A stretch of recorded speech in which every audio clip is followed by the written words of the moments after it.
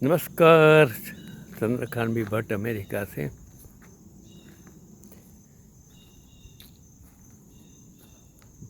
बढ़िया मौसम है। ये अमेरिका है, देखिए। तो चलो एक बार फिर से एक अजय की कहानी सुनते हैं। किसी ने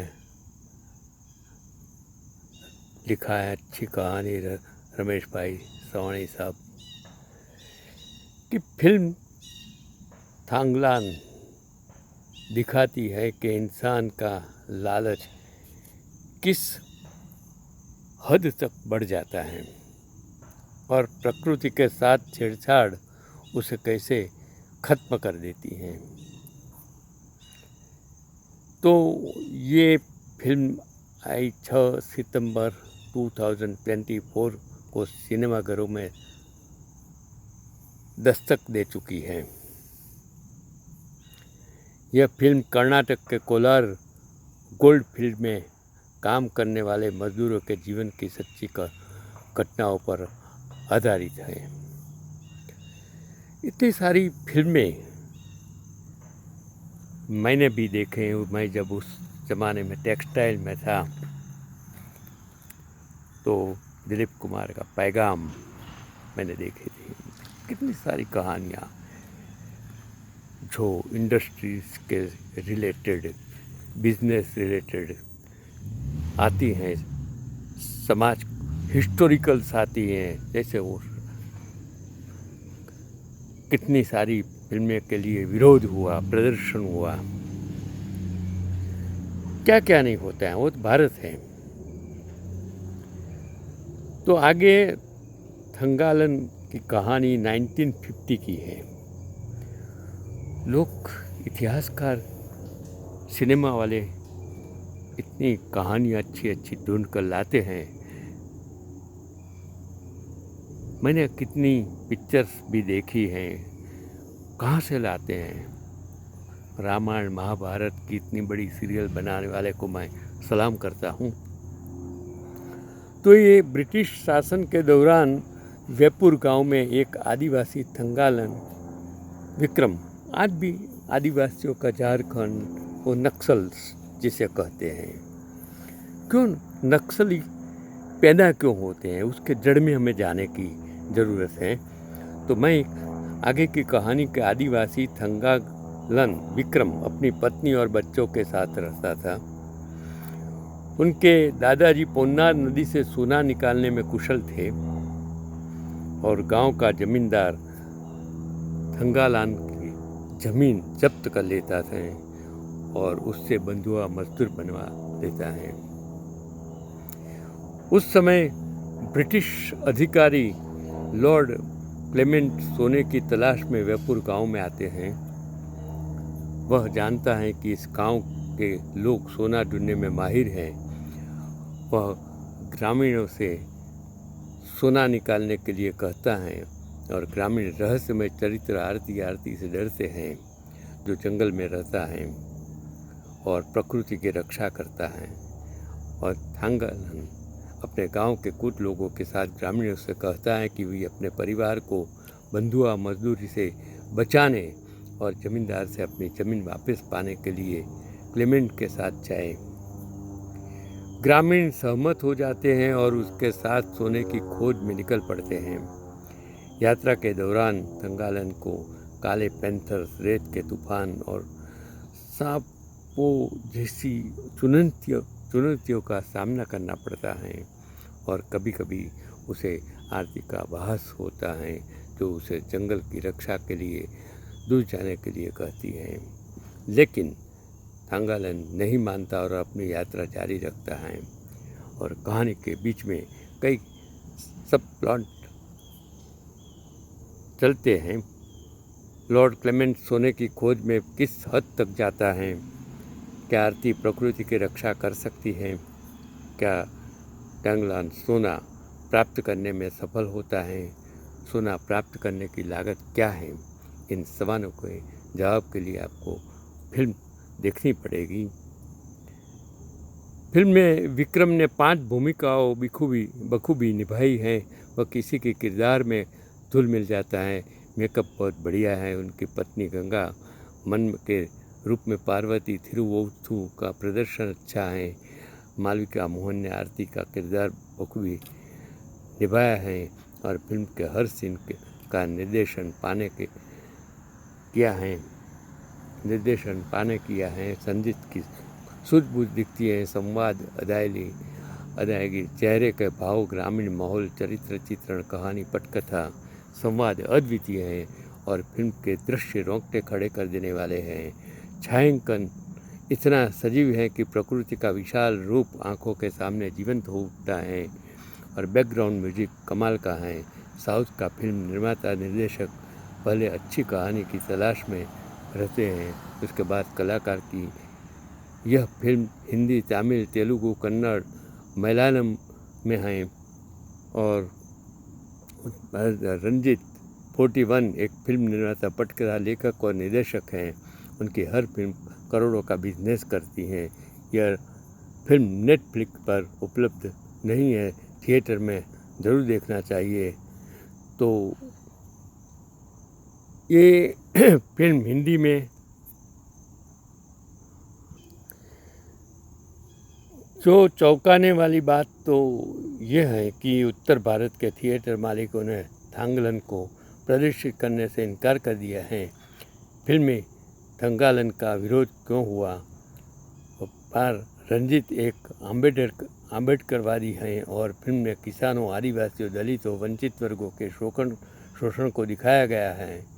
पर रंजीत स्कूल और सांस्कृतिक गतिविधियों भी चलाते हैं। वह वास्तविकता और ज़मीन से जुड़े फिल्म निर्माता हैं और आपको ये जो रमेश भाई सवाणी ने लिखा है कि हम क्यों ऐसी पिक्चरों का विरोध करते हैं। तो आगे की एक और बात मैं आपको कहना चाहता हूँ कि जो दूसरी कहानी उन्होंने लिखी है कि 4 साल से वो जेल में है। जो कहता था नफ़रत का जवाब प्यार से दो। JNU जवाहरलाल नेहरू यूनिवर्सिटी के पूर्व छात्र उमर खालिद 37 4 साल से जेल में हैं। उन्हें जमानत नहीं मिलती है या कोई सुनवाई नहीं होती। वह एक ऐसे मामले में जेल में है जहां उन्हें बिल्कुल बेतुके आरोप में गिरफ्तार किया गया था। यह हमारी न्यायपालिका पर बहुत बड़ा दाग है। दिल्ली पुलिस की स्पेशल सेल ने 14 सितंबर 2020 को उमर खालिद को UAPA के तहत गिरफ्तार किया था। दिल्ली पुलिस का आरोप है कि फरवरी 2020 में उत्तर पूर्वी दिल्ली में हुए दंगों में उमर खालिद मुख्य साजिश करता था। दंगों में 53 लोग मारे गए, जिनके अधिकतर मुसलमान थे। उमर खालिद की क्या गलती थी? उन्होंने शांतिपूर्ण विरोध प्रदर्शन में भाग लिया। इन दंगों के बाद दिल्ली पुलिस ने अलग अलग मामलों में 2500 से ज़्यादा लोगों को गिरफ्तार किया था। 4 वर्षों की सुनवाई में निचली अदालतों ने 2000 से अधिक लोगों को जमानत दी और ज़्यादातर मौके पर पुलिस को उसकी त्रुटिपूर्ण जांच के लिए फटकार लगाई है। और दंगों से जुड़े मामलों में एक बड़ी साजिश का मामला भी है, जिसमें उमर खालिद और 17 अन्य आरोपी शामिल हैं, जिनमें से कई जमानत पर बाहर हैं। 1.5 साल बाद मार्च 2022 में उमर खालिद को पहली बार अदालत ने जमानत देने से इनकार कर दिया। इसके बाद उन्होंने दिल्ली उच्च न्यायालय का दरवाज़ा खटखाया है, लेकिन अक्टूबर 2022 में उन्हें कोई राहत नहीं मिली। उसके बाद खालिद ने सुप्रीम कोर्ट में जमानत याचिका दायर की। फरवरी 2024 तक उनकी याचिका को सुप्रीम कोर्ट के समक्ष 11 महीनों में 14 बार स्थगित किया गया था। यह सिद्धांत UAPA के तहत अपराधों पर लागू होता है। पीठ ने आतंकवाद विरोधी अधिनियम के तहत आरोपी को जमानत दे दी और कहा, अगर अदालत सराहनीय मामलों में जमानत देने से इनकार करना शुरू कर देती है तो यह मौलिक अधिकारों का उल्लंघन होगा। जुलाई 2024 में सुप्रीम कोर्ट के जस्टिस JB पार्डीवाला और उज्ज्वल भुइया की खंडपीठ ने कहा कि अपराध की प्रकृति चाहे जो भी हो, सजा के तौर पर आरोपी के जमानत के अधिकार को रोका नहीं जा सकता।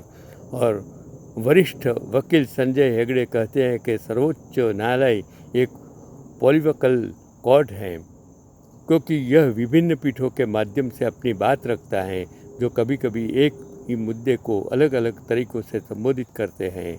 उमर खालिद की जमानत शायद उस पीठ के सामने नहीं आई होगी जिसने हाल ही में स्वतंत्रता समर्थक फैसले दिए हैं। न्याय की कठोरता यह है कि हत्या और बलात्कार जैसे जघन्य अपराधों के आरोपियों को जमानत मिल जाती है, लेकिन भाषण के आरोप में गिरफ्तार खालिद को जमानत नहीं मिलती। यह एक परीक्षण मामला है। क्या यूएपीए संविधान के अनुच्छेद 21 के तहत अधिकार का उल्लंघन नहीं करता है? हमारे सामने दो तस्वीरें हैं। हत्या की साजिश रचने के आरोप में सीबीआई द्वारा गिरफ्तार किए गए 3 लोगों को निचली अदालत ने सबूतों के अभाव में रिहा कर दिया, तो फिर सीबीआई ऊपरी अदालत में अपील भी नहीं करती। उधर उमर खालिद को नहीं मिली जमानत। दिल्ली स्थित शोधकर्ता और उमर खालिद की सहयोगी ज्योत्सना लाहिड़ी कहती हैं, एक ऐसा व्यक्ति है जिसने लोगों से नफरत का जवाब प्यार से देने का आग्रह किया है, जो वर्षों से बिना किसी मुकदमे के जेल में हैं। इतनी उम्मीद है कि इनके मामले की जल्दी ही सुनवाई होगी। ये जो आर्टिकल्स मिला वो रमेश भाई सवाणी ने फेसबुक वॉल पर लिखा था और ईशिता मिश्रा द हिंदू 14 सितंबर 2024 को ये प्रसिद्ध हुआ था। तो मेरा ख्याल है ये जुडिशरी भारत की ये न्याय प्रणाली, ये पुलिस तंत्र जब तक भारत में नहीं सुधरे, जहाँ जांच एजेंसियां अगर मजबूत नहीं होगी, जांच एजेंसियां वो अगर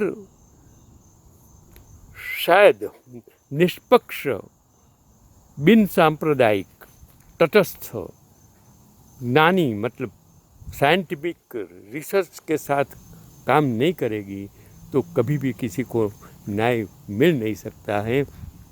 और जो कायदे बनाए हैं, जिस कायदे में आप बिना अपराध, बिना कुछ किए अगर कोई भी अर्जदार को जामीन नहीं मिलती है, तब ये कायदे किस काम के, न्याय प्रणाली किस काम की, जिसमें इंसान की पूरी ज़िंदगी खत्म हो जाती है। क्योंकि हर इंसान को जीने का अधिकार है। अगर जन्म लेता है उसको जीने का अधिकार नहीं मिलता है, तो उसके लिए लोकशाही किस काम की, न्याय प्रणाली किस काम की। हम बातें करते हैं मानवता की, इंसानियत की, लेकिन हमने मानवता और इंसानियत का कत्ल कर दिया है। हम प्रतिशोध शोध जो इंसान के लिए अब सत्ता और धन के लिए हम कुछ भी कर सकते हैं, अगर धन और सत्ता से न्याय तंत्र और पुलिस तंत्र प्रभावित होगा तो कभी भी दुनिया में किसी को कोई भी आदमी को न्याय मिल ही नहीं सकता है। ऐसा मेरा मानना है। मैं रमेश भाई सवाणी को सलाम करता हूँ। ऐसे आर्टिकल्स लिखते हैं, मैं आप तक हिंदी में अनुवादित करके पहुँचाने की कोशिश करता हूँ।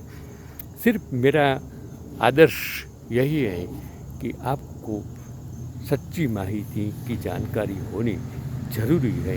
इसके लिए मैं आप तक पहुंचाने की कोशिश करता हूं, क्योंकि मैं तो NRI हूं। मुझे कोई पक्ष, कोई व्यक्ति से न तो कोई घृणा है कि न तो कोई व्यक्ति के पक्ष के बारे में मैं लिखता हूं, विरुद्ध में लिखता हूं, फेवर में लिखता हूं, ऐसी कोई बात नहीं है। चंद्रकांत भी भट्ट, मैं तो सिर्फ आपसे प्यार करता हूं। प्यार ही मेरा नाम है। बालार्क, सूर्यपुत्र। नमस्कार। चंद्रकांत भी भट्ट।